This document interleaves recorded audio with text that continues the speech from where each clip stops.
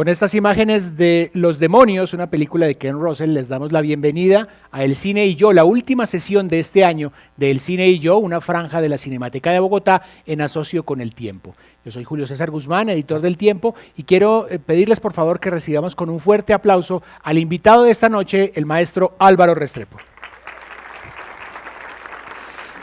Mientras Álvaro sube, les recuerdo que la escena que vimos pertenece a Los Demonios, una película de 1971 dirigida por Ken Russell, muy admirado por el maestro, con Vanessa Redgrave, que es la monja que ustedes veían ahí de sonrisa sardónica, y Oliver Reed.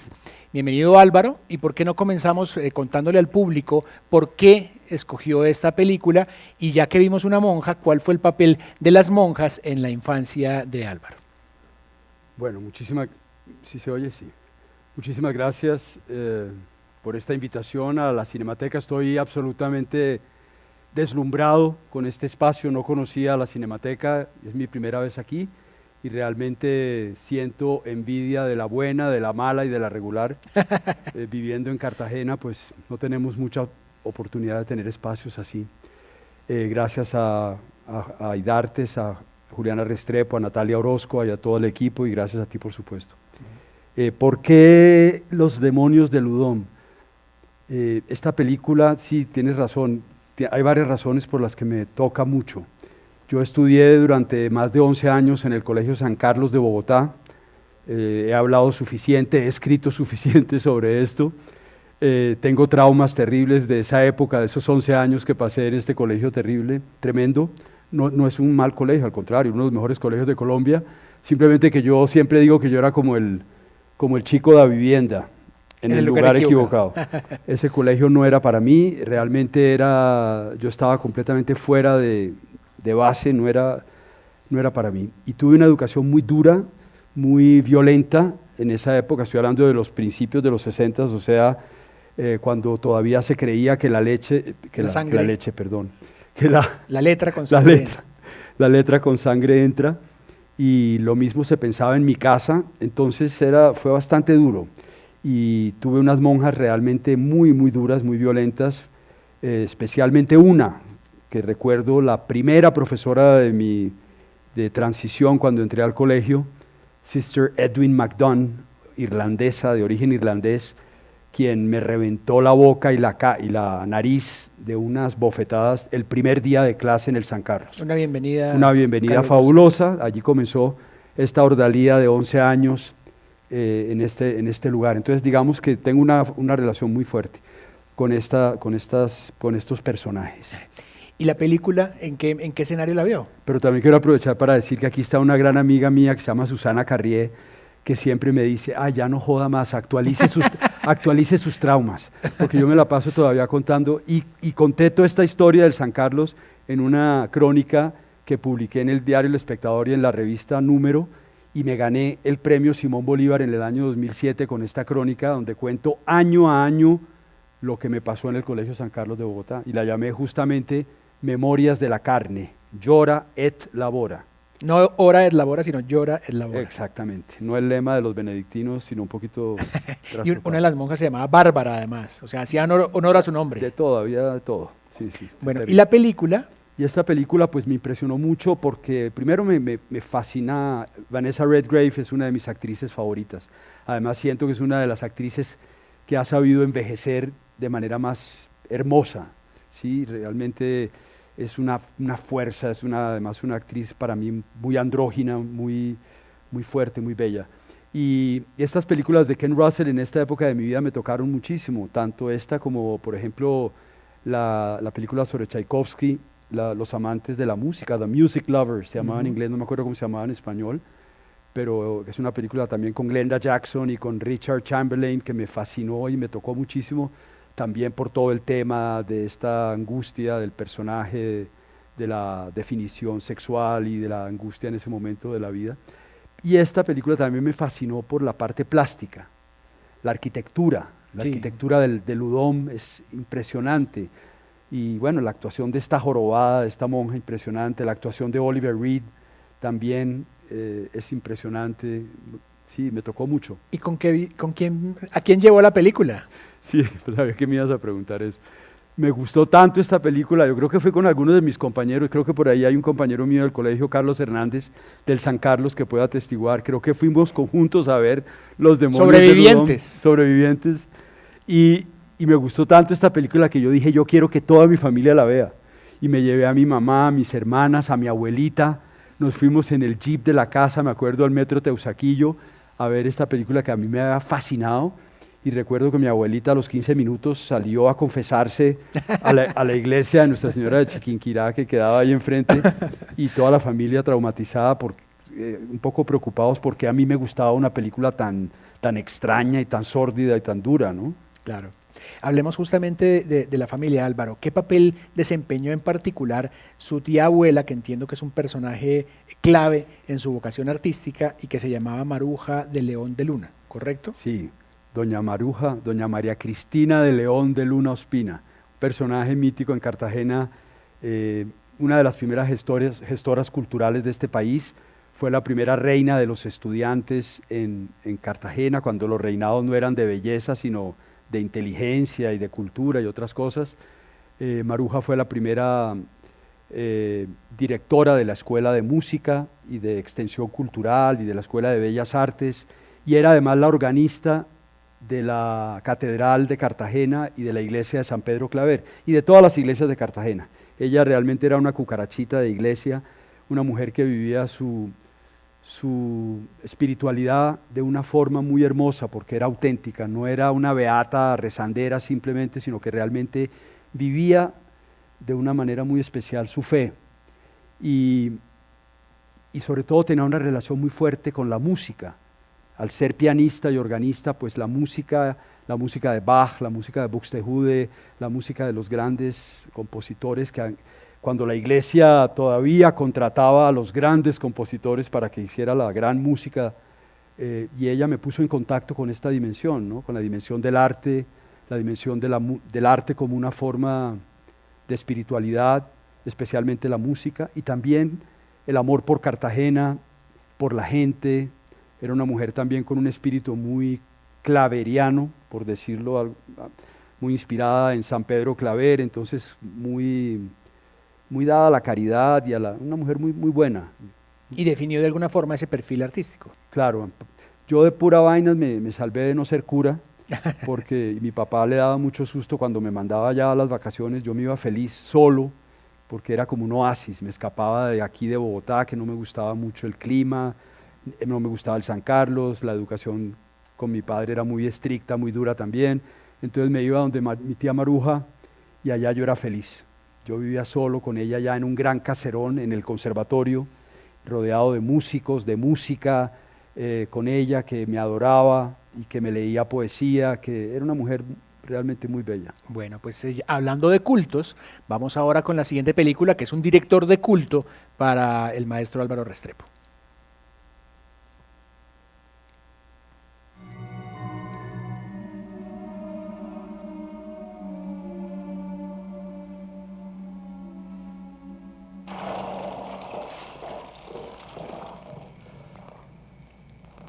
Что это? Камень сорвался. Никак спускается кто?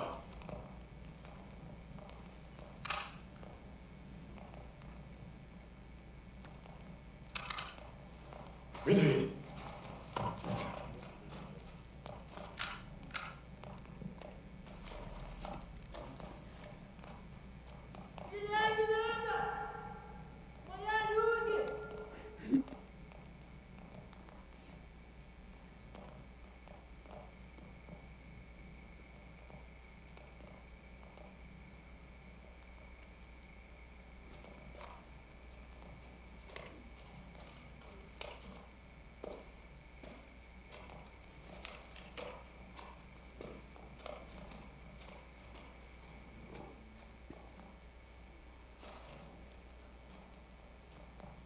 Здравствуй, капитан.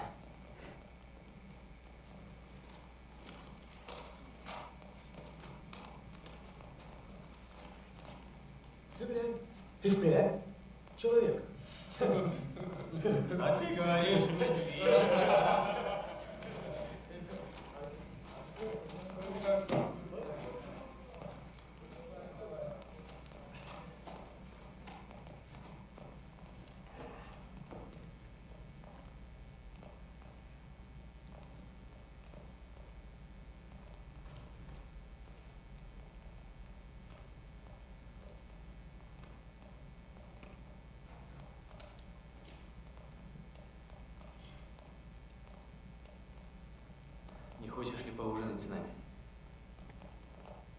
마시고 갑니다. 마야 실고 하기 고세. 정원이 고세. Akira Kurosawa es el director de Dersu Uzala, esta película de 1975, todavía debía ser soviética, seguramente la producción, que ganó el premio Oscar a Mejor Película en Lengua Extranjera en ese año. ¿Por qué Dersu Uzala? Yo creo que es uno de los personajes más entrañables que yo he visto en el cine incluso lo comparo, no sé, pues con una especie de Sancho Panza, un personaje de una ingenuidad, pero de una sabiduría, de una bondad, de una profundidad, de una lealtad.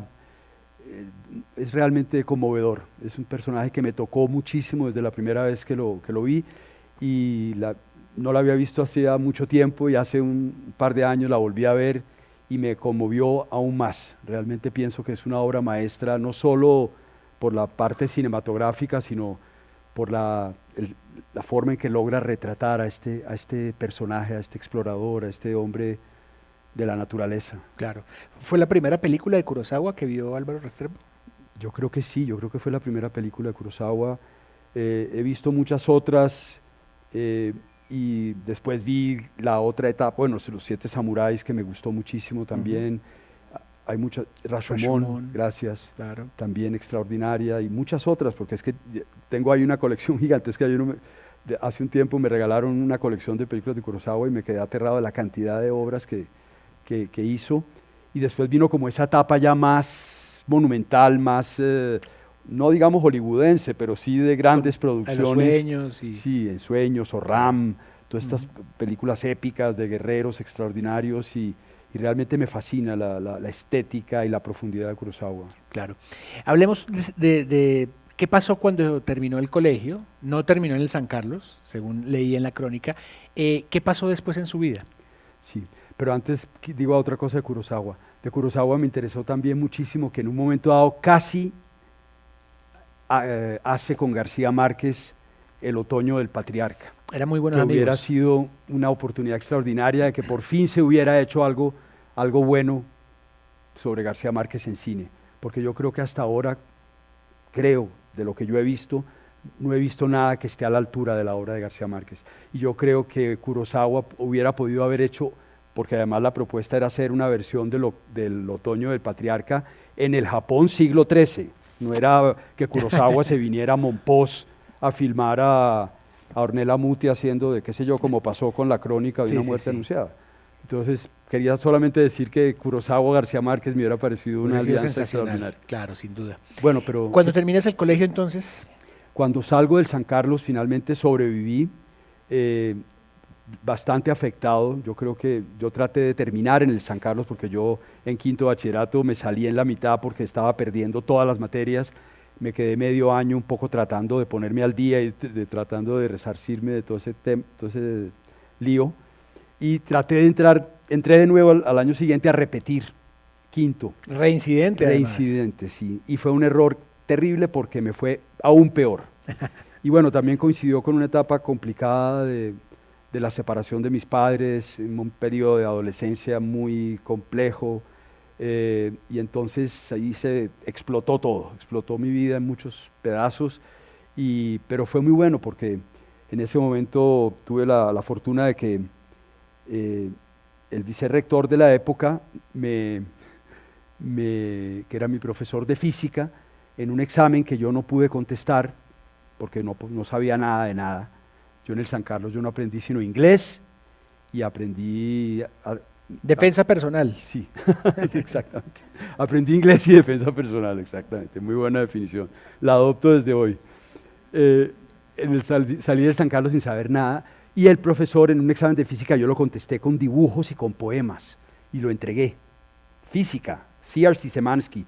Y el tipo me sacó de la clase y me dijo, oiga Restrepo, mire, el colegio ya ha hecho por usted todo lo que ha podido y está visto que usted no sirve para nada. Entonces yo le propongo más bien, mi papá tiene una finca con vacas en Ubaté, yo le propongo que se venga a ordeñar vacas a la finca de mi papá. Yo creo que usted va a ser feliz haciendo eso. Y a mí me ofendió tanto que él pensara que la gente que no sirve de nada ordeña vacas, y que yo servía para eso, que me fui, salí, me di mi media vuelta en mis talones y me fui caminando y le dije a mi padre, ya le dije, no, hasta aquí llegué, ya no más. Y regresé al Liceo Boston, que fue el colegio donde yo había hecho pre-kinder. Entonces fue como que se cerró el ciclo. Hice quinto y sexto de bachillerato en el colegio Liceo Boston, que es un colegio en Suba, colegio muy relajado. Ese año lo acababan de volver mixto, entonces éramos 5 hombres y 35 niñas en la clase. Andábamos con un harem, cada uno con 7, era fabuloso y éramos los ídolos del colegio. Y fui feliz y era además un genio. De repente pasé de ser el paria del San Carlos a ser Einstein en el Liceo Boston. Entonces fui muy feliz. Y tuve una maestra además extraordinaria allí, que yo la llamo mi salvadora, que se llama María Eugenia Arango, en ese entonces de Escobar, María Eugenia Arango, mi profesora de filosofía, de literatura y de psicología, quien me reveló el mundo y quien me reveló el placer de la lectura y el placer del conocimiento, y estoy eternamente agradecido con esa época. Bueno, la importancia de un maestro. Sí. Y para seguir hablando de los maestros, pues veamos la siguiente película, que es de un maestro de la dirección.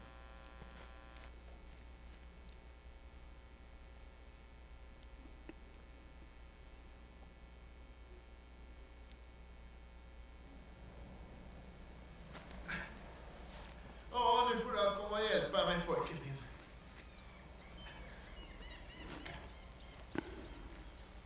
En gång för mycket länge sedan, förstår du, så var det en gammal munk från ett ortodoxt kloster. Pamve hette han, som planterade ett torrt träd på ett berg. Just så här. Och till sin lärjunge, en munk som heter Ivan Kolo, sa Pamve att han skulle vattna det där trädet varje dag tills det fick liv. Här får jag lite stenar där nu då. Och så tidigt varje morgon så fyllde Jan en spann med vatten och gav sig av. Och så steg han upp på berget och vattnade den där torra trädstammen. Och på kvällen, när det redan var mörkt, så återvände han till klostret. Och så pågick det 3 hela år. Men så en vacker dag så kom Jan upp på berget och såg att hela hans träd var översållat med blommor. Och vad man än må säga så är metoden, systemet, någonting stort. Vet du, ibland så säger jag mig att om man varje dag vid precis samma tid skulle göra en och samma sak, som en ritual, orubbligt, systematiskt, varje dag ständigt på exakt samma tid, då skulle världen förändras. Någonting i den skulle förändras, den skulle inte kunna göra annat. Andrei Tarkovsky es el maestro que dirigió esta película, El Sacrificio, en 1986, con Erland Josephson, a quien ya hemos visto en esta franja en películas de Bergman, y Susan Fleetwood. Cuando hablamos con Álvaro para seleccionar las películas, me comentó una escena en particular de El Sacrificio que lo conmovió mucho. Sí, y creo que no recuerdo ahora si hay una película de la trasescena de esta película, que es el momento en que el personaje que va a morir y que quiere ofrecer un sacrificio,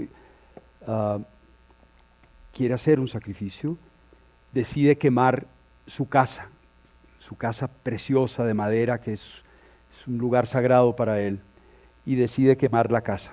Y en el momento en que se inicia esta escena de la quema de la casa, la cámara que está filmando se traba y se quema la casa y la escena no queda filmada. ¡Qué barbaridad! Y creo que pasaron muchos años antes de que Tarkovsky pudiera volver a reunir el dinero para reconstruir la casa y volver a filmar. Con el único objetivo de volver a quemarla. Sí, objetivo de volver a quemar la casa. Eso me recuerda como a las obras de Doris Salcedo, como esas sillas que ella destruye y vuelve astillas para después volverlas a reconstruir, pero ya de las astillas, ¿no? Entonces, esa noción del sacrificio, ese diálogo que me encanta que hayas escogido, ese momento hermosísimo, que es para mí la esencia de la poesía de esa película, que es este diálogo entre este anciano y su nieto, y donde le habla de la importancia de tener un ritual, ¿no?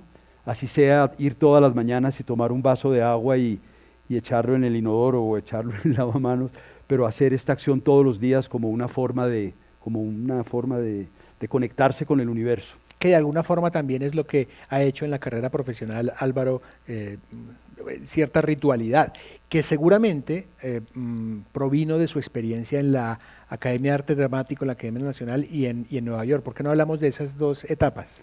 Pues me da mucha placer también saber que por aquí está Néstor Miranda, gran amigo y que fue director de la Escuela Nacional de Arte Dramático, donde yo me inicié. Y también está Rosario Jaramillo aquí, que fue mi condiscípula De y ella además, vamos a hablar más adelante. y además mi partera en el mundo de la danza. Pero, ¿qué me preguntabas? Su experiencia en la Escuela Nacional de Arte Dramático y luego en Nueva York. No, pues para mí la Escuela Nacional de Arte Dramático fue extraordinaria porque fue allí donde yo realmente vino mi resurrección, yo lo digo de alguna manera. Yo descubrí que tenía un cuerpo, descubrí que era un cuerpo, descubrí que tenía además, gracias a Rosario, un cuerpo dotado para la danza que estaba allí colgando de mi cuello, adormecido, completamente atrofiado, y para mí fue un momento de epifanía, de revelación, de gran felicidad. Yo recuerdo esos 2 años en la Escuela Nacional de Arte Dramático con mi maestra Beatriz Camargo, Patricia Díaz, Giorgio Antei, todos estos maestros que tuve en ese momento que me abrieron los ojos y que me revelaron un mundo impresionante. Y yo entré a estudiar teatro porque había trabajado 2 años con el padre Javier de Nicoló en el Chocó y aquí en Bogotá. El padre Nicoló, el gran apóstol de los niños en la calle, porque a veces decimos el apóstol de los niños de la calle. No, de los niños en la calle. Porque es que a veces pensamos que los niños de la calle son como una raza aparte. No, es el drama de los que en situación de calle. Y a mí me abrió los ojos esta experiencia frente a los dolores de este país, frente a la miseria, el abandono, la falta de oportunidades. Y me di cuenta que estos niños eran grandes actores, que eran guerreros, que tenían máscaras, que tenían que defenderse de la vida desde que estaban muy niños. Y yo dije, bueno, yo quiero ayudarlos, pero con algún útil pedagógico, alguna herramienta que yo pueda utilizar para ayudarlos a exorcizar esos dolores, a contar sus historias, y pensé que el teatro podía ser una herramienta pedagógica muy fuerte. Y fue así como entré a estudiar a la Escuela Nacional de Arte Dramático y estando allí conocí grandes amigos y grandes maestros, conocí a Pucci, a Rosario, y comenzó la danza para mí también, y de allí arrancó todo lo que hoy hago, ¿no? ¿Y cómo terminó en Nueva York nada menos que con Martha Graham? Pues mira, yo estaba en la Escuela Nacional de Arte Dramático y de repente llegó a la escuela un día la gran bailarina y coreógrafa norteamericana Jennifer Muller, que en ese momento era el top de Nueva York. Jennifer Muller and the Works, se llamaba la compañía. Y llegó a bailar al Teatro Colón. Y se le perdió, en la gira centroamericana que estaba haciendo, se le perdió una tina que ella utilizaba en una de sus coreografías que se llamaba justamente tina. Y entonces tuvo que montar una obra de emergencia con extras y con más bailarines que se llamaba Armless, como camisa de fuerza. Y fue a la Escuela de Arte Dramático y escogió 5 actores, 5 personajes, y me escogió a mí. No sé por qué, yo no tenía pinta ni de bailarín ni nada, al contrario, yo era un hippie, con el pelo por aquí, con barba, tenía pelo. Y no, nada que ver con la danza, pues estaba empezando con la danza. Y de repente, wow, yo vi por primera vez en mi vida estos acróbatas de Dios, como llama Martha Graham a los bailarines, y yo lloraba en las patas ahí del Teatro Colón porque dije, esto es lo que estaba buscando. Esto es música, esto es teatro, esto es literatura, esto es poesía, esto es artes plásticas, esto es todo. Este es el lenguaje total, es el lenguaje del cuerpo. Y allá arrancó todo. Ese día conocí a Cuca Taburelli, mi primera maestra de danza, y allá arranqué a estudiar con Cuca. Y al año, cuando Cuca se fue tras los pasos de Pina Bausch, cuando Pina Bausch estuvo aquí en Colombia bailando en el Jorge Eliezer Gaitán, me quedé sin maestra de danza y yo decidí escribirle a Jennifer Mueller una carta diciéndole: me quedé sin maestra, por culpa suya, yo estoy bailando, yo quiero ser un bailarín, ayúdeme. Y ella me contestó una carta bellísima, muy conmovida, diciéndome: bueno, si consigue la plata y puede llegar acá, acá lo recibo como mensajero, como lo que sea, como estudiante, etc. Y me conseguí entonces una beca del ICETEX y me fui para Nueva York y me quedé allá casi 6 años. Y fue la experiencia Sí, y bueno, del actor. después vino Jennifer Mueller, Martha Graham, Merce Cunningham y el quien sería mi maestro más importante, el surcoreano Cho Kyu-hyun. Bueno, pues para hablar del mundo de la actuación, veamos la siguiente película que tiene un gran actor.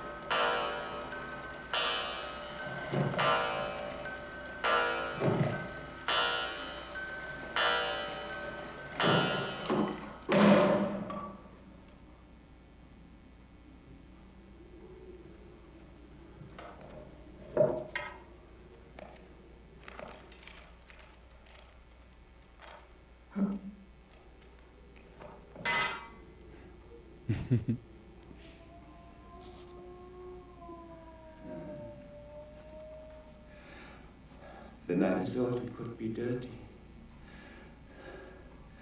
It could give you blood poisoning. Please, let me do it. It's the oldest remedy in the world. Oh, forget it. It's hardly worth mentioning. Just a little cut.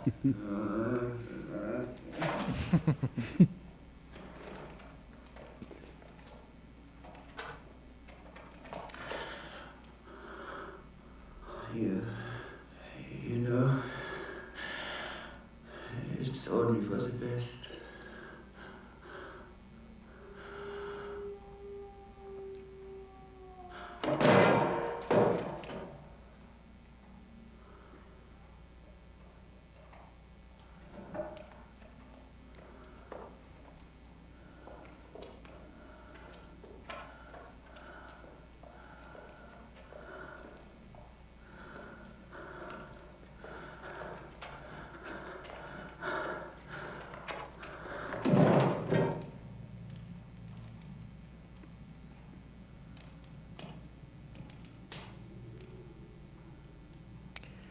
Klaus Kinski, el protagonista de Nosferatu, el vampiro, película de 1979, dirigida por Werner Herzog, con Isabella Adjani y Bruno Ganz. ¿Qué le inspiraba la actuación de Klaus Kinski, que es, en este caso, tenebrosa?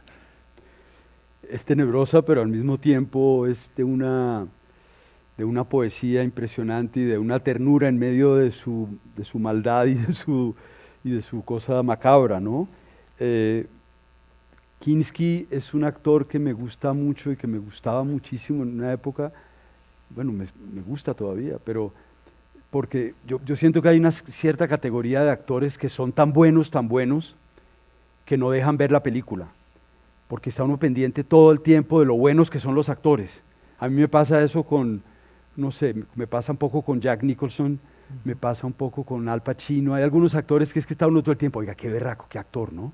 Qué vaina. Y la película pasó y no me di cuenta de qué fue lo que pasó por estar mirando. Y con Kinski sí me dejaba ver la película. Kinski yo podía ver al actor y podía ver la película.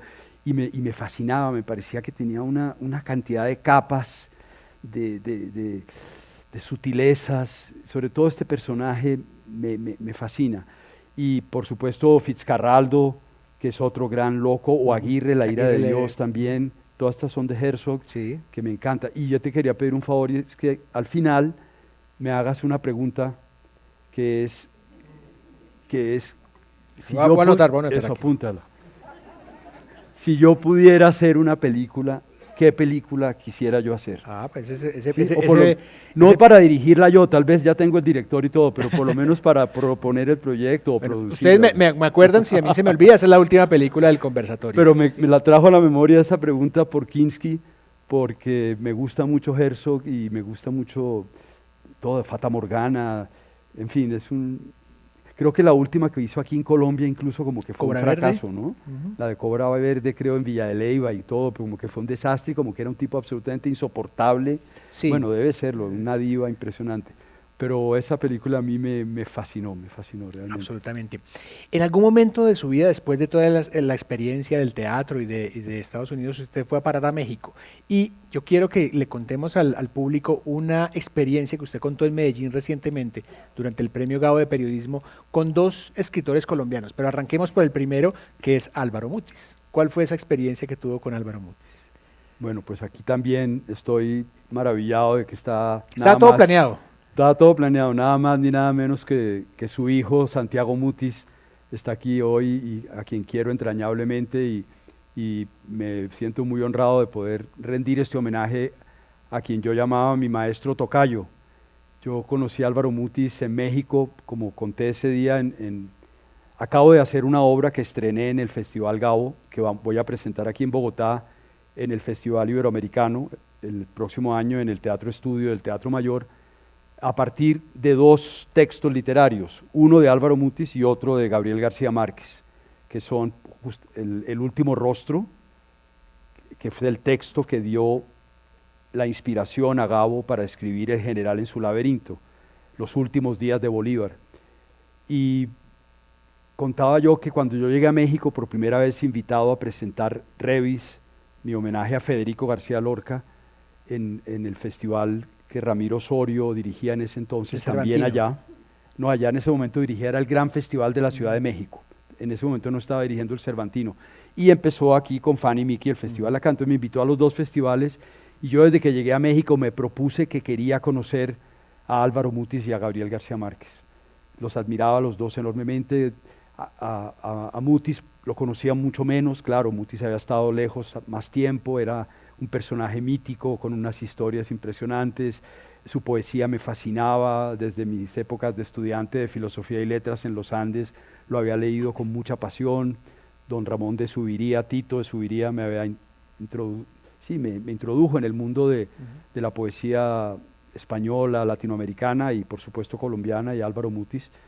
Y bueno, conocerlo a él allá en México, después, lo que yo conocí primero a Gabo y después conocí a Mutis, porque cuando yo conocí a Gabo, finalmente Álvaro Mutis había tenido que regresar a Colombia porque su hermano Leopoldo acababa de morir y él tuvo que venirse al funeral o acompañarlo, pues, y no lo conocí en ese momento. Pero Álvaro Mutis y Gabriel García Márquez son para mí dos influencias y dos faros, y por eso la obra que creé en Medellín y el homenaje que hice se llama Dos volcanes y un laberinto.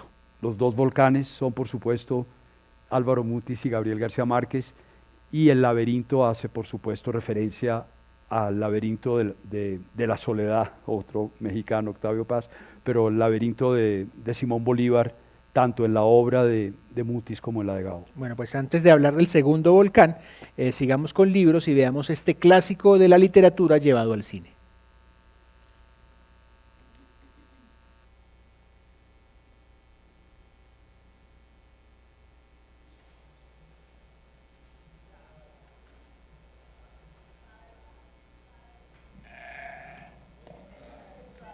Ehi, sapete di chi sono queste scarpe? No. No, non l'abbiamo mai visto.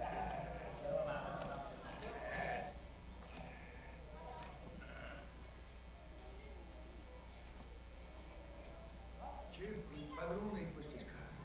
Voi sapete chi è? No, nessuno di noi ha preso queste scarpe.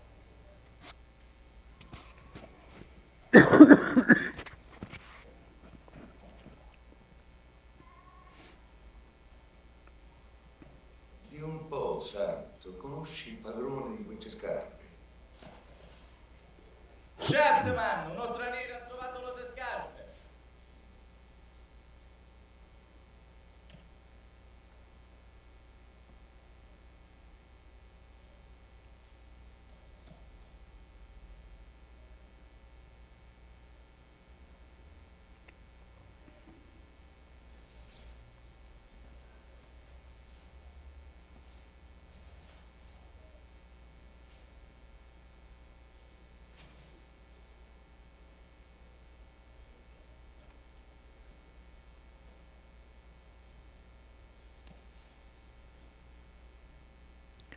Es Las Mil y una Noches, en versión de Pier Paolo Pasolini, una película de 1974, que por cierto ganó el Gran Premio del Jurado y estuvo nominada a la Palma de Oro en el Festival de Cine de Cannes. ¿De dónde provino su pasión por Pasolini? Que cuando hablamos para esta charla usted me la describió como Pasiolini. Bueno, sí, en una época no solo el cine, sino también la poesía de Pasolini me atrajo muchísimo, me inspiró muchísimo. Todas las películas de Camerón, Las Mil y una Noches, El Evangelio según El San Evangelio Mateo. según San Mateo, sí, San Mateo es Ujú. bellísima, en blanco y negro, hermosísima. Y toda esta estética de Pasolini también me inquietó mucho porque era la primera vez que yo veía estos cuerpos y estos desnudos, además masculinos, toda la estética, bueno, por supuesto, gay de Pasolini, pero también unos mundos que yo nunca había visto, ¿no?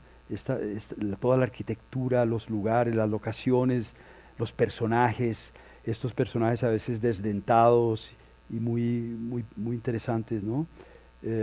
Pasolini me intrigó muchísimo y me gustó muchísimo. Esta película, especialmente Las Mil y una Noches, me hizo soñar mucho. Ahora sí hablemos del segundo volcán y cuéntenos al público y a nosotros cómo conoció a Gabriel García Márquez. Bueno, a Gabo lo conocí porque hice todo lo posible por conocerlo, ¿no? Yo me propuse conocer a Gabo y cuando llegué a México a actuar la segunda vez, fui a bailar al Museo del Chopo de la UNAM, mi homenaje a García Lorca, y a esa actuación vino el historiador Gustavo Vargas, que en ese momento estaba asesorando a Gabo en la escritura justamente del General en su laberinto. Estoy hablando del año 89. Este año se cumplen 30 años de la publicación de la que yo considero la mejor novela de García Márquez. Y Gustavo Vargas estaba allí en el teatro, vino a ver mi obra y al final se presentó y yo le dije, yo quiero conocer a Gabo y quiero que Gabo conozca mi obra. Le pedí que me ayudara y él dijo, voy a hablar con él, por supuesto. Y a los pocos días me llamó y me dijo, listo, ya le hablé a Gabo de ti, ya le hablé a Gabo de tu trabajo, puedes llamarlo.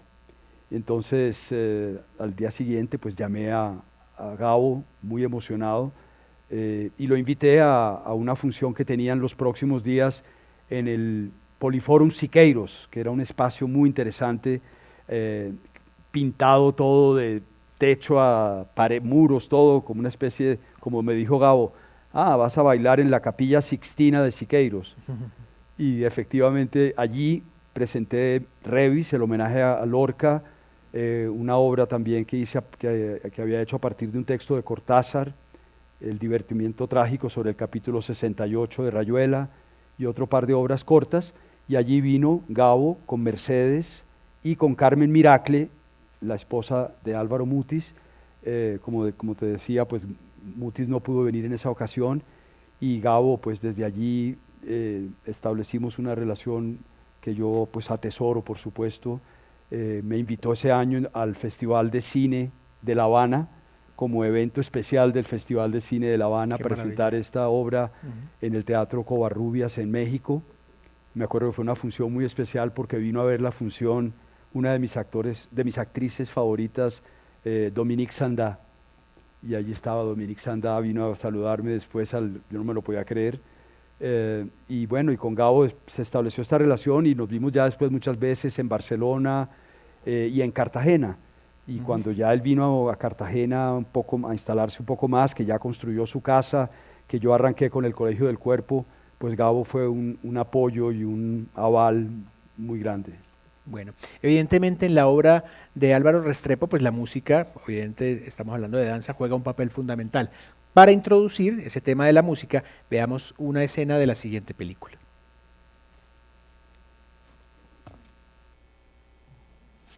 Il se souvint du tombeau des regrets qu'il avait composé quand son épouse l'avait quitté, une nuit, pour rejoindre la mort. Il eut très soif aussi.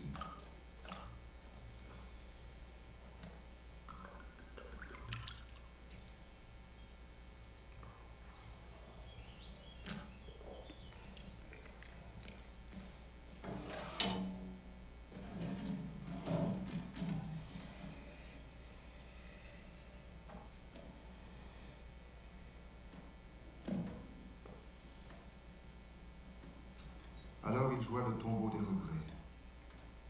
Il n'eut pas besoin de se reporter à son livre.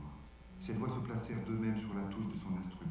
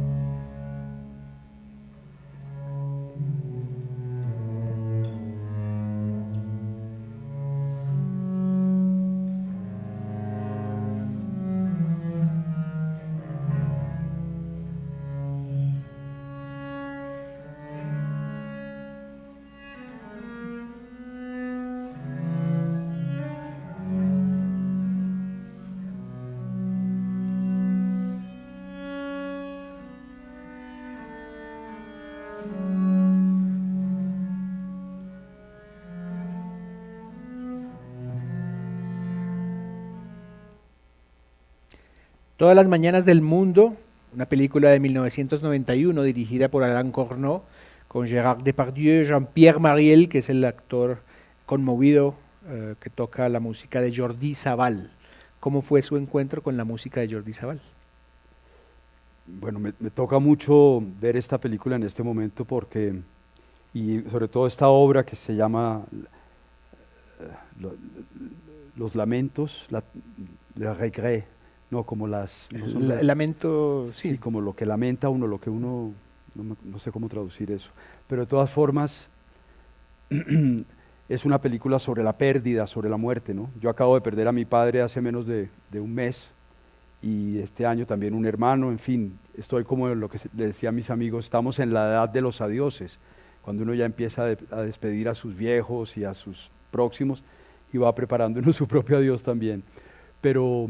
Y es una película muy bella y muy profunda y una música extraordinaria. Además, esa película me introdujo al mundo de la viola de gamba, que se ha vuelto para mí como una especie de obsesión, casi que podría decir que solo escucho música de viola de gamba. Acaba de estar aquí Jordi Savall la semana pasada, el sábado, tocando en el Teatro Mayor, un homenaje a esta película que cumple 20 años, y este actor que acaba de morir también este año. El actor que hace el papel de Saint-Colombe, del maestro de Saint-Colombe.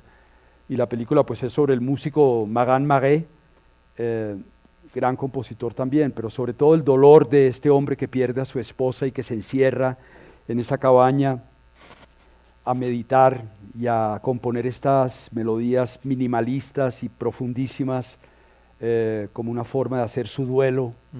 Y bueno, es una película que me fascina, me parece además de un grano, de una poesía también de nuevo extraordinaria. ¿Álvaro utiliza elementos del cine en sus obras de danza, por ejemplo? Sí, pero no de una forma explícita, yo creo, ¿no? Yo creo que todos hemos tenido algún momento dado la sensación de que nos gustaría, sobre todo hay algo que para mí es muy importante, que es la música. Y uno a veces como que quisiera ponerle a la vida y a ciertos momentos de la vida unas músicas especiales, aunque a veces la música también es un estorbo. Hay películas que uno dice, la música realmente se tira todo o no necesita la música.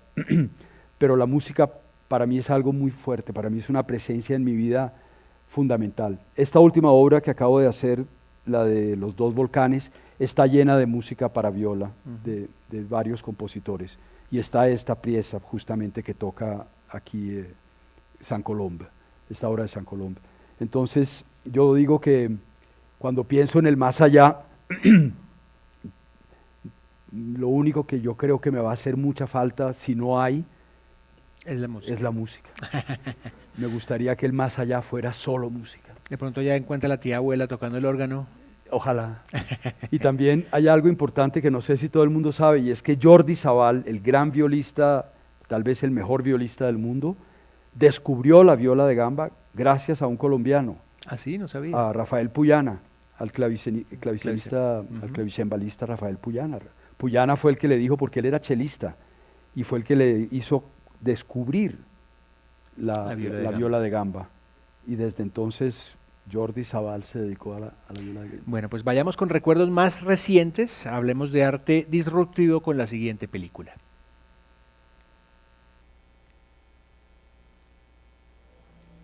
So, that very afternoon, Tom took Grace on a stroll down Elm Street. To introduce her to the town, he laughed. Well, this is where Olivia and June live.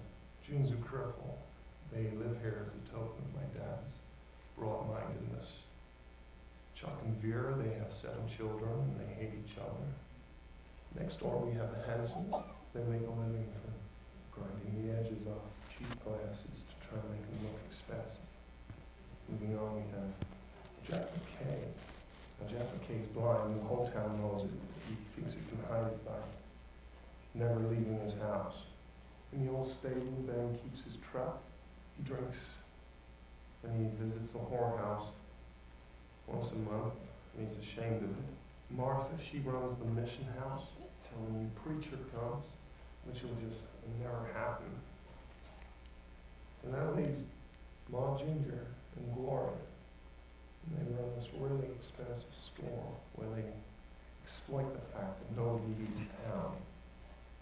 Used to leave Go Vote, but since they put in the registration fee, about a day's wages for these people.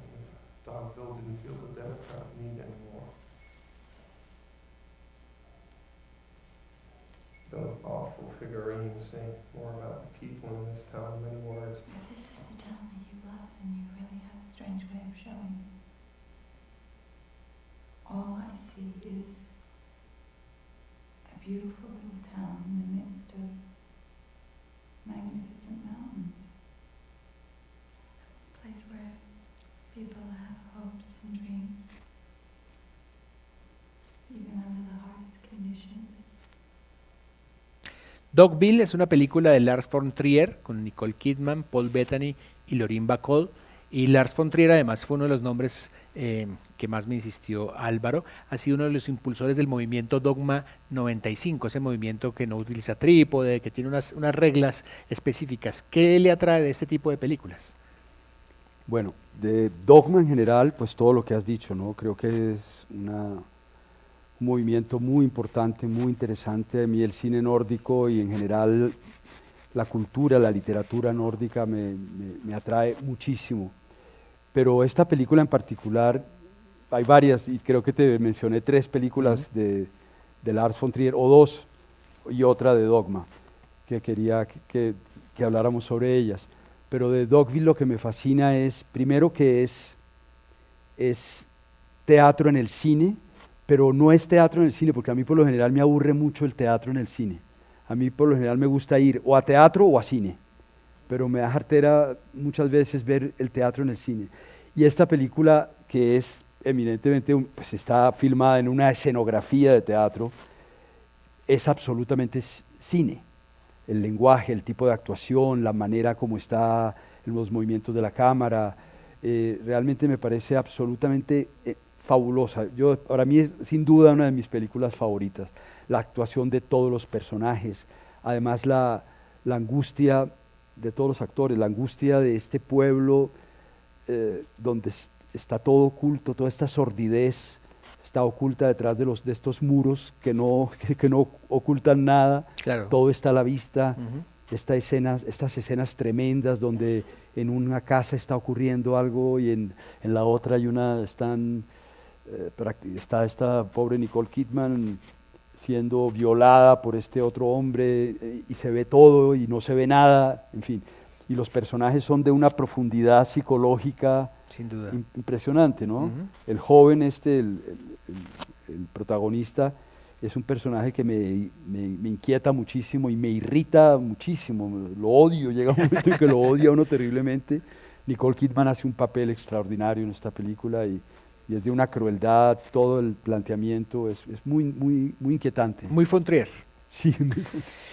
Evidentemente el movimiento Dogma 95 se creó en 1995 y 2 años después Álvaro Restrepo creó el Colegio del Cuerpo.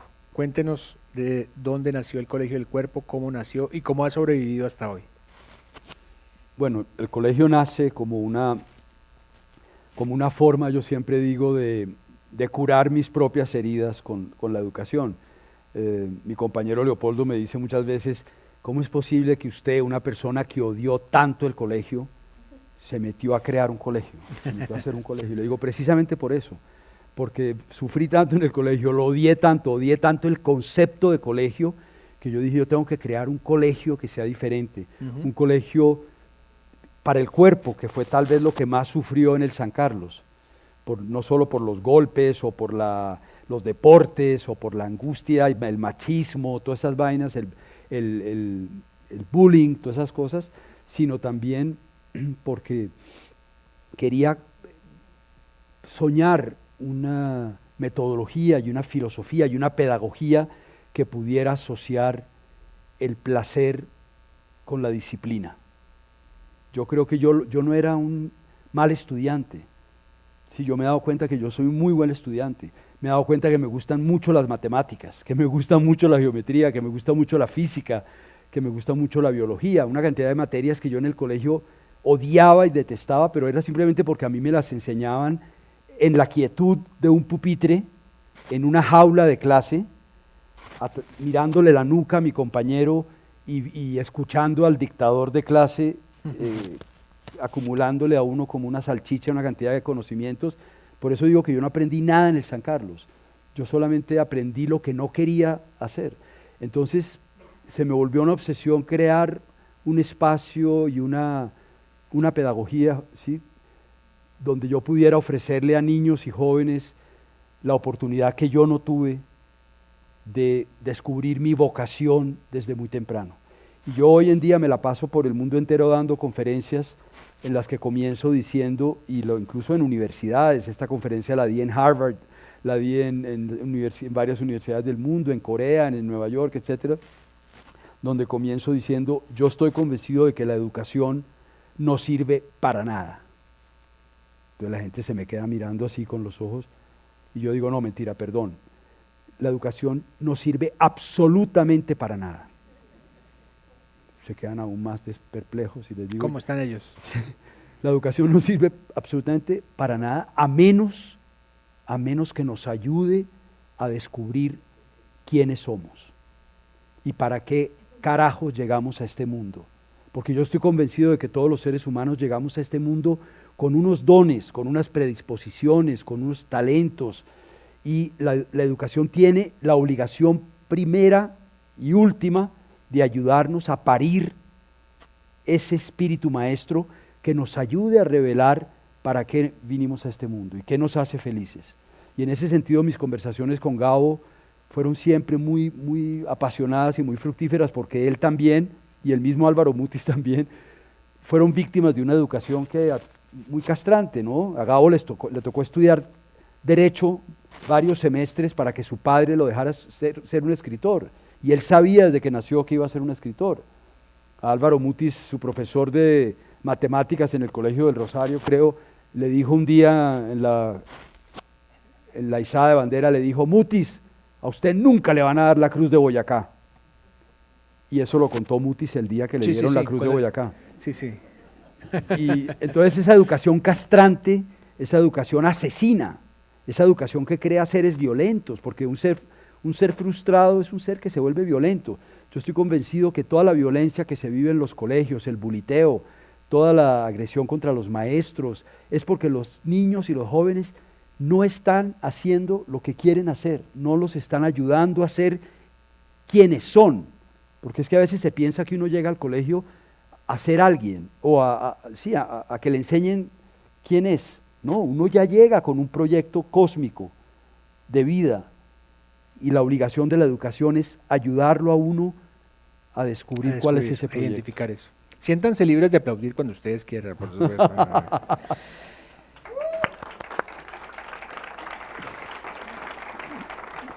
Para hacer honor a El Cine y Yo, entonces veamos ahora una fase diferente del cine, que es la fase documental. Vamos a ver la siguiente película, que es el primero de los documentales que vamos a ver.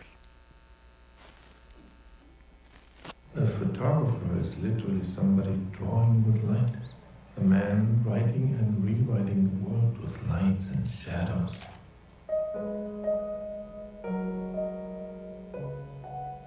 I first saw this picture here more than 20 years ago. What I saw profoundly moved me. There was a stamp on the back and a signature, Sebastião Salgado. Little did I know that I was going to discover much more than just a photographer.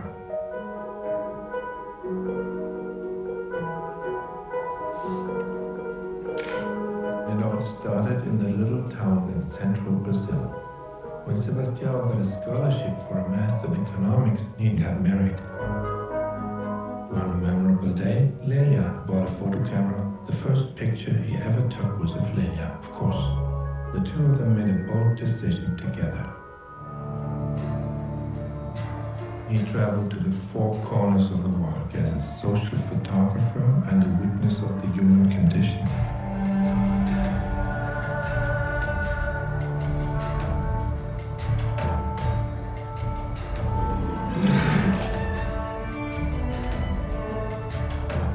His photographs called worldwide attention to the people of Africa and many other places.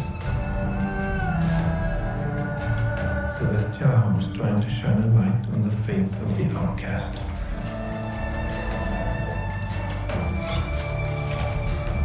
He really cared about people.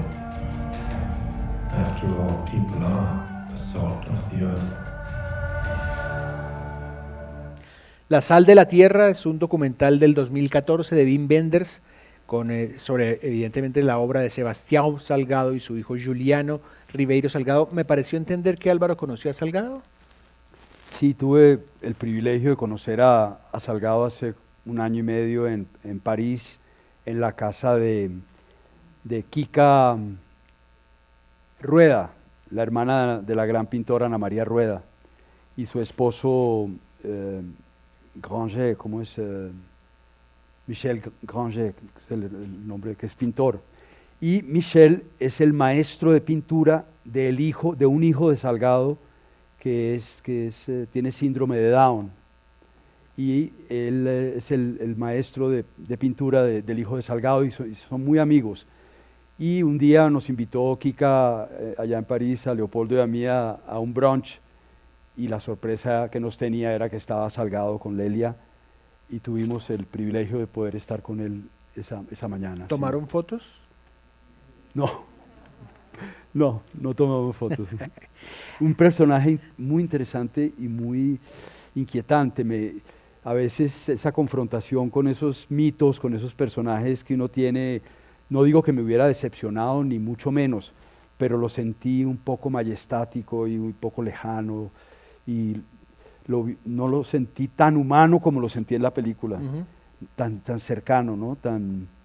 Pero bueno. La mano de Wim Wenders. Sí, y bueno, y me regañaron además porque yo dije, oye, qué bella la película de Wim Wenders, y Lelia me regañó y me dijo, no, ¿cómo se llama? Juliano Ribeiro Salgado. Juliano Ribeiro, claro. El hijo y Wim Wenders. Claro.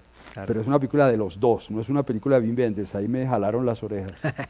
Al igual que Salgado, usted ha trabajado en zonas deprimidas, específicamente, por ejemplo, en Cartagena, en el barrio Nelson Mandela. ¿Cómo ha sido esa experiencia?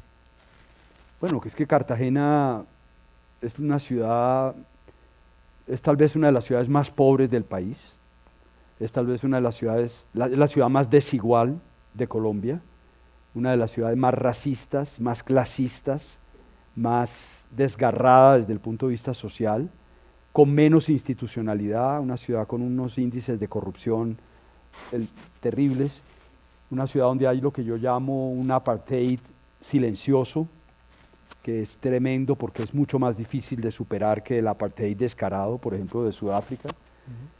Puerta de entrada y puerto de entrada de la esclavitud, pero donde todavía hay unos niveles de segregación terribles. Hay una cantidad de Cartagenas rotas y separadas. Entonces, en ese contexto, pues yo soy cartacachaco paisa, porque yo nací en Medellín, me crié en Bogotá, pero mi papá y mi mamá eran de Cartagena, los dos. Y entonces mis vacaciones siempre fueron en Cartagena y para mí Cartagena era un mito. Yo, como te contaba, pues mis vacaciones siempre eran allá y yo soñaba con vivir allá. Y la confrontación con la realidad ha sido mucho más dura, ¿no? Ya yo llevo 25 años viviendo en Cartagena, este año cumplo 25 años de haber ido a crear este sueño del Colegio del Cuerpo allá y no me arrepiento, pero no ha sido fácil, ha sido muy duro. Yo creo que si yo hubiera comenzado el Colegio del Cuerpo en Medellín, mi ciudad natal, durante mucho tiempo yo mentía y decía que había nacido en Cartagena. Yo quería ser cartagenero y ponía en todas mis biografías y en todo ponía Álvaro Estepo Cartagena 1900, y de un tiempo para acá he vuelto a decir Medellín. Nací en Medellín, viví solamente 2 años en Medellín y el resto fue en Bogotá y Cartagena pues fue ciudad de adopción. Pero es una ciudad muy dura. Si yo hubiera hecho el Colegio del Cuerpo en Medellín, estoy seguro de que ya tendría una sede propia, ya tendría yo hoy, no, el Colegio del Cuerpo después de 22 años no tiene una sede propia. Nosotros tenemos nuestra sede en la universidad. Allá ya sería la Universidad del Cuerpo. Exactamente. Nosotros estamos ahora en la Universidad Jorge Tadeo Lozano, que en su campus del Caribe nos acoge desde hace 6 años, lo cual estamos muy agradecidos porque tenemos un intercambio, un convenio con ellos, un canje, pero es una ciudad muy complicada. Y en ese contexto pues está esta ciudad, estos barrios, esa Cartagena profunda que muy poca gente conoce, porque la gente va a Cartagena, va a las murallas, va al barrio, al centro histórico, que ya no es un centro histórico, sino como dice Leopoldo, es un centro histérico. La ciudad heroica, heroica es hoy una ciudad erótica. La prostitución rampante en Cartagena es impresionante, la prostitución de niños. Mucha gente no me quiere en Cartagena porque yo he hablado con la verdad siempre y he dicho y he puesto el dedo en la llaga, he hablado de todos estos problemas en la prensa nacional, local, internacional, y yo creo que hay que hablar así, porque es que el sol no lo podemos tapar con las manos. Absolutamente. Y Cartagena hoy en día tiene un nuevo alcalde que llegó pisando fuerte y hablando en contra de las grandes vacas sagradas de la corrupción. No sé, esperemos, toco madera, que le vaya muy bien y que no le vaya a pasar nada, pero realmente es una ciudad que necesita una cirugía profunda y una ciudad muy, muy triste y muy cruel en muchos sentidos. No tiene nada que ver con el paraíso turístico que todo el mundo piensa que es, nada hay. Bueno, pues algunas de las reflexiones éticas y morales que acabamos de escuchar de alguna forma están también presentes en la siguiente película.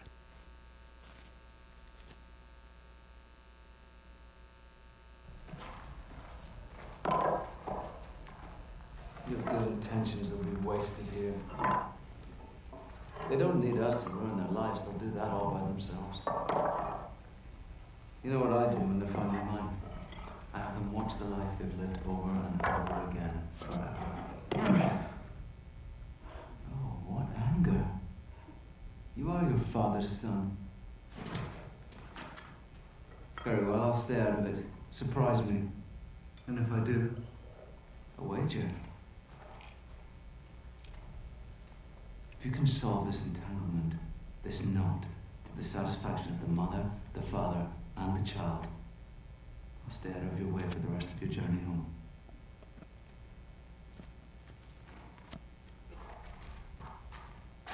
And if I fail, failure is its own punishment. That's daddy talk. Últimos días en el desierto es una película del 2015 que además clausuró el Festival de Cine de Cartagena en el 2015 y es dirigida por Rodrigo García Barcha y protagonizada por Ivan McGregor, que hace el papel de Jesucristo en el desierto, pero además de sus tentaciones. Pero no la conoció en Cartagena, ¿verdad? No, la conocí gracias a Netflix, ¿sí? A quien invitamos a patrocinar esta franja en los próximos meses. Netflix, que es una maravilla en muchos sentidos y que me hizo conocer esta obra, además del hijo de Gabo. Yo no conozco mucho la obra de Rodrigo, conozco esta película que hizo sobre las mujeres con Glenn Close, ¿cómo se llama? Bueno, en fin, no he visto mucho el cine de Rodrigo, pero esta película me parece absolutamente hermosa, además la siento muy cerca de una de mis novelas favoritas, de mis obras literarias favoritas, que es El Evangelio según Jesucristo de Saramago, que para mí es una de las obras cumbres de la literatura. Yo adoro el Evangelio según Jesucristo y siento que esta obra tiene mucho de ese lenguaje, de ese espíritu, de esa austeridad, de esa sobriedad, y me encanta, además que es un actor que me fascina. Esta es una película muy inteligente sobre las tentaciones de Jesucristo en el desierto, más allá del tema religioso. ¿Álvaro Restrepo es una persona religiosa? Hombre, yo, como te decía, me escapé de vainas de ser cura. Desde niño tenía una fascinación tal vez por mi tía abuela, con toda la parafernalia, la gestualidad de la liturgia, toda la teatralidad, los vestuarios, los objetos, la utilería. Además que me tocó, porque ya tengo 62 años, me tocó la época en que la misa era de espaldas y en latín. Entonces en el Colegio San Carlos nos llevaban todos los días a misa y me pateé muchas misas en latín de espaldas, y con todo ese misterio cuando aparecía la hostia y cuando la escondían, las manos cuando se abren, la forma de los dedos, toda las vestimentas, todos los lavados de manos, todas esas cosas me fascinaban. Y yo me la pasaba jugando a la misa con mis hermanas. Mis pobres hermanas les tocaba ir con las muñecas a unas misas eternas que yo hacía. ¿En latín? En latín, en un latineo o latinajo mío que yo me inventaba. Y además que tenía un órgano pequeñito que me habían regalado, entonces yo tocaba, hacía unas improvisaciones como de Olivier Messiaen, así de horas, y las muñecas dormidas y mis hermanas dormidas y yo en unos éxtasis místicos impresionantes. Entonces yo creo que sí, yo creo que yo he seguido jugando a la misa. De alguna manera mis obras son como unas liturgias. Muy yo místicas. Soy obsesionado por los objetos, por la parafernalia. Mi padre, que era un gran coleccionista de colecciones, porque mi padre tenía colecciones de todo, de arte precolombino, de arte colonial, de arte contemporáneo, de lo que quieras. Viví toda mi vida rodeado de objetos y tengo una obsesión con los objetos, pero yo colecciono objetos y hago muchas instalaciones, algún día las voy a dar a conocer, y objetos muy extraños con objetos que recojo en la playa en Cartagena. Y tengo un museo que Leopoldo ha llamado el Museo de Arte Modesto, que es una colección muy bella que algún día espero poder exponer. Y bueno, y son pequeños altares. Entonces yo sí creo que me considero una persona, más que una persona religiosa, una persona espiritual. Espiritual. Qué maravilla. Bueno, pues creo que cerremos con una película colombiana que tiene para usted una historia personal muy profunda.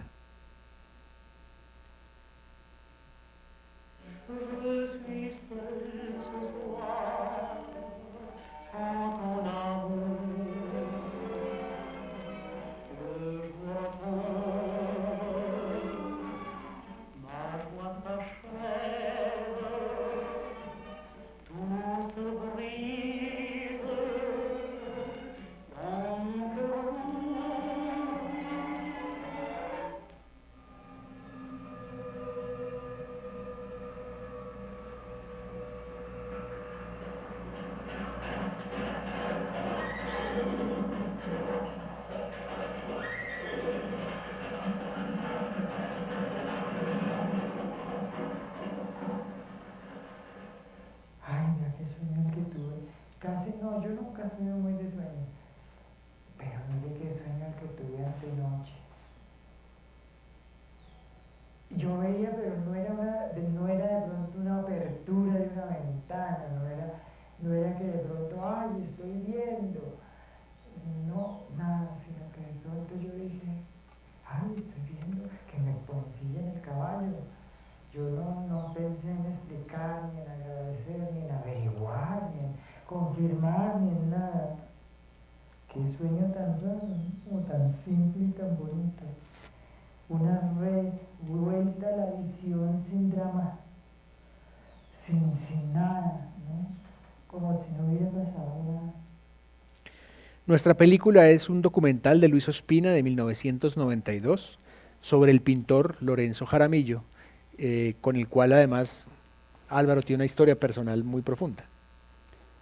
Pues más que con Lorenzo, con Rosario, con Pucci, que como decía, pues es mi gran hermana, amiga, y fue mi partera en el campo de la danza, y hemos seguido siendo cómplices y hemos trabajado juntos muchas. Yo creé un personaje para ella justamente para honrar la memoria de su hermano Lorenzo. Lorenzo Jaramillo, el pintor, uno de los pintores más importantes de este país, que murió muy joven, que estaba haciendo una carrera, alcanzó a hacer una carrera descollante, que hubiera llegado quién sabe a dónde, y que nos dejó un legado muy hermoso. Y Luis Ospina, Poncho Ospina, también quiero rendir este homenaje a Poncho porque se fue este año también, y lo quise mucho, lo respeté muchísimo. Está aquí también Susana Carrié, que también fue muy cercana a Poncho en una época de su vida. Y yo quería también rendir este homenaje porque en los últimos años nos alejamos un poco con Poncho, con Luis, por un comentario que yo hice una vez de una película que a mí no me gustó y en la que él había tenido mucho que ver, que fue La Virgen de los Sicarios y el proyecto con Barbra Schroeder y todo eso. A mí no me gustó esa película, no me gustó el proyecto, no me gusta personalmente mucho Vallejo como personaje, me parece un gran escritor, pero no me gusta el personaje. Y yo le hice un comentario a Poncho diciéndole, oiga Poncho, acabo de ver en París esa película desastrosa y no sé qué, y le hice un comentario espantoso sobre la película. Entonces él me dijo, pues yo fui el que concibió el proyecto, el que unía a Vallejo con Barbra Schroeder y todo eso, y, no sé, y ahí un poco como que hubo como un cortocircuito, pero bueno, yo creo que de todas maneras el cariño quedó, y yo siento un gran respeto y admiración por Luis. Sobre nuestra película, pues a mí me conmovió profundamente. Yo hice una obra en homenaje a Lorenzo y más en homenaje al dolor de Pucci también y de su familia, una obra que se llamó Ordalía, que la estrenamos en los sótanos de Inravisión, en las ruinas de los sótanos de Inravisión. Eso fue en el año 90 y Pucci, 98, no me acuerdo. No, porque era un festival de teatro, o sea que era un año par. Bueno, en los sótanos, tal vez 94, en los sótanos de la Jiménez. Y entonces, allí, en los sótanos de la Jiménez, no, perdón, los sótanos de Inravisión o de la Biblioteca Nacional. Y allí hicimos esta instalación coreográfica muy impresionante, donde yo quise reflexionar sobre la enfermedad como una prueba, como una ordalía. Las ordalías son las pruebas que se hacían en la antigüedad para determinar la inocencia o la culpabilidad de una persona, ¿no? La ordalía del hierro candente, la ordalía del agua, la ordalía del fuego, la ordalía de la inmersión, en fin. Y en un momento dado Lorenzo en la película dice que él nunca se imaginó, y creo que estaba hablando de Frida Kahlo, sobre la enfermedad de Frida Kahlo y todo eso y su sufrimiento, y habló de la ordalía, de la enfermedad como una ordalía, como una prueba. Y las ordalías se entendían como juicios de Dios, como si la enfermedad fuera un juicio de Dios. Y sobre todo con el SIDA, que es una enfermedad que tuvo esa carga moral, que era la enfermedad de los gays, que era de los gays y que era la enfermedad de no sé qué, que era un castigo de Dios. Me interesó mucho la idea de la ordalía. Y entonces hice esta obra que se llama Ordalía. Poncho la filmó, yo tengo la grabación de esta puesta en escena, y yo escribí un artículo también en El Espectador, en el Magazine Dominical, sobre esta película que la llamé Ordalía. Y Poncho, yo no sé si al final le decían Poncho, pero sí, Poncho, todo el mundo decía. Poncho le gustó mucho este artículo y siempre yo me sentí muy honrado porque siempre lo incluía en todos sus currículos y en todos sus portafolios. Y sí, yo hice un análisis de lo que yo consideré una obra maestra.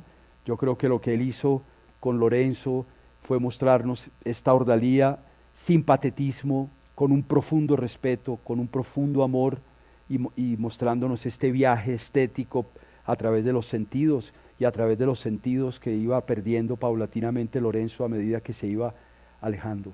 Y de alguna manera yo recuerdo que yo visité a Lorenzo en la clínica Santa Fe cuando ya estaba muy mal, y en un momento dado Pucci me pidió que me quedara con él porque ella tenía que salir un momento, Y yo me quedé como media hora mirándolo, él ya estaba muy en el otro mundo, y en un momento dado lo vi como idéntico al Cristo muerto de Holbein, que es una obra que me parece extraordinaria y que he utilizado yo en muchas obras, y que es este Cristo, esta pintura horizontal de Holbein, donde se ve el Cristo más muerto que ha sido pintado en la historia del arte.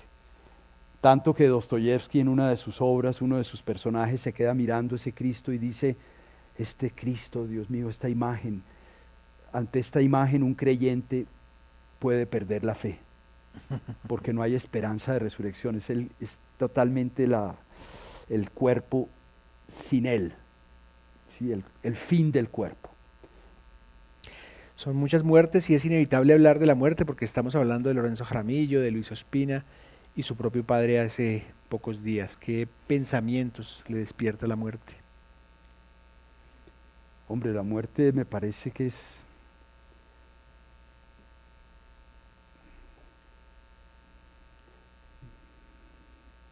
Estoy como sin palabras con respecto a la muerte, sobre todo porque me pasó algo con mi padre, y es que mi padre murió de 92 años, otro volcán, un hombre absolutamente excesivo, vital, lleno de proyectos, con 92 años, seguía pensando que tenía otros 40 adelante. Se le cayó la casa en Pacho, Cundinamarca, una casa bellísima que tenía, se le cayó hace 2 años y la levantó a los 92 años.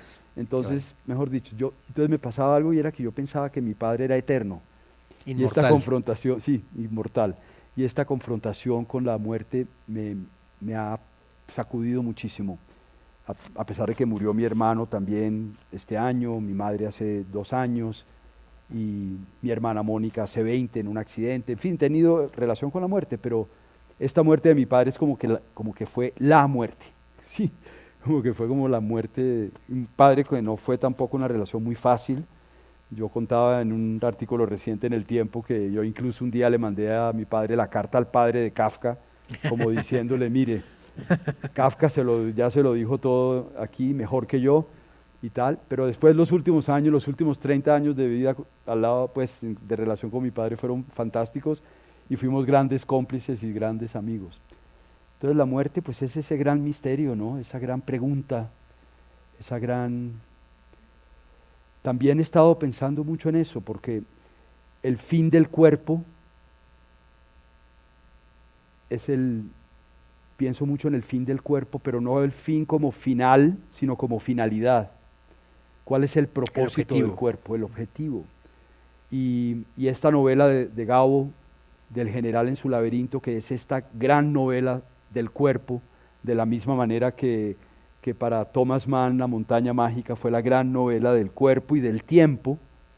Yo hablo mucho de que algún día le quiero cambiar el nombre al Colegio del Cuerpo por el del Colegio del Tiempo, porque me parece que lo que nosotros esculpimos diariamente con nuestro trabajo en la danza no es tanto nuestro cuerpo, sino nuestro tiempo. Somos tiempo, y es de nuestro tiempo que tenemos que ocuparnos, porque es un tiempo que pasa así. Pues creo que este es un excelente final, pero no hemos olvidado la pregunta que ustedes me van a hacer acordar, solo que ya no me acuerdo cuál era. ¿Cuál es la película? ¿Cuál es la película que yo hubiera querido haber hecho? ¿Cuál es la Si película? hubiera sido director de cine. Se me ocurrió esa pregunta, no sé qué piensas.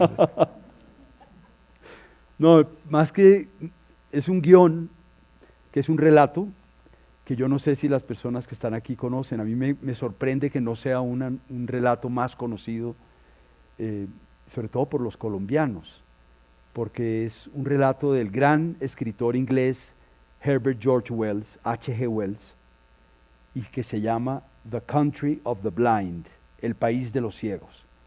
Y el país de los ciegos es un relato, todo el mundo conoce ese relato, alcen la mano los que han leído El país de los ciegos aquí. Casi nadie, mira, a mí me encanta. Yo descubrí ese relato gracias a Ítalo Calvino y a Jorge Luis Borges, en 2 antologías de ellos de literatura fantástica, incluyen el relato del país de los ciegos. Y Herbert George Wells escribe este relato en 1899 y lo sitúa en Colombia, en la frontera entre Colombia y Ecuador. Y el personaje principal del relato tiene un apellido colombiano o cartagenero prácticamente, Núñez. Yo dije, ¿será que estaba hablando del presidente? Un guiño al presidente Núñez o alguna vez. Herbert George Wells nunca estuvo en Colombia y el personaje central viene de Bogotá.